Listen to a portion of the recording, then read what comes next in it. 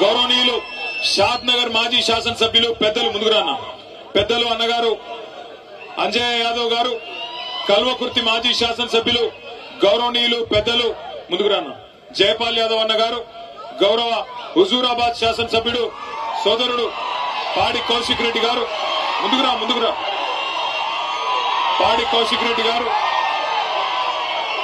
మీరంతా హుజూరాబాద్ వల్ల గద్వాల వల్ల.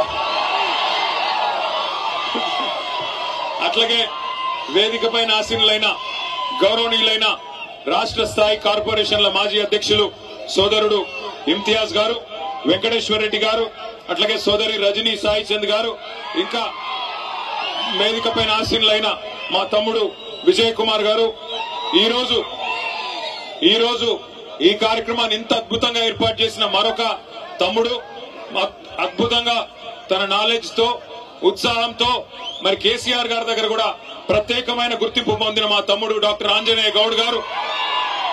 అట్లాగే మా సోదరుడు మరి కష్టకాలంలో కూడా గద్వాలలో పార్టీని ముందుకు తీసుకొని పోతున్న గట్టు జెడ్పీటీసీ సోదరుడు అన్న బాసు హనుమంత్ నాయుడు గారు. నేను ఆయన అడిగిన, నీ ఇంటి పేరు బాసా లేకపోతే నీ పాటికి నువ్వు పెట్టుకున్నావు అంటే లేదన్నా, నా పేరే బాసు హనుమంత్ నాయుడు అన్నారు. అట్లాగే సోదరి శ్యామల గారు మాజీ జెడ్పీటీసీ గారు, అన్న నాగర్తోటి వెంకటరాములు గారు. అదేవిధంగా ఈ రోజు ఈ కార్యక్రమంలో మరి ముఖ్యమైన పెళ్లి కొడుకు ముందుకు రాన్న తాజా మాజీ మున్సిపల్ చైర్మన్ బిఎస్ కేశవ్ గారు. వారితో ఈ రోజు పార్టీలో చేరుతున్న దరూర్ మాజీ జెడ్పీటీసీ సోదరి శ్రీమతి పద్మ వెంకటేశ్వర రెడ్డి గారు. ఎక్కడ పోయినా ఒక్కసారి నమస్కారం పెట్టుకోండి. అగో పద్మ గారు, ఇగో వెంకటేశ్వర రెడ్డి గారు.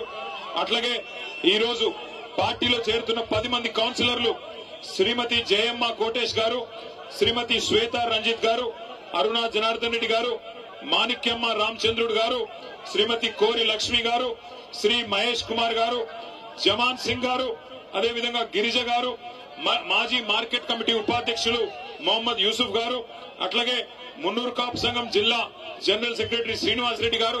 వారితో పాటు పార్టీలో చేరుతున్న 32 మంది తాజా మాజీ సర్పంచులు, 30 మంది మాజీ ఎంపీటీసీలు పేరు పేరున వారందరికీ గట్టిగా చప్పట్లతో స్వాగతం చెప్పాలని చెప్పి కోరుతా ఉన్నాం. నిజానికి వర్షం పడుతున్నది, సమయాభావం వల్ల వారందరికీ కండువాలు కప్పలేకపోయినాం.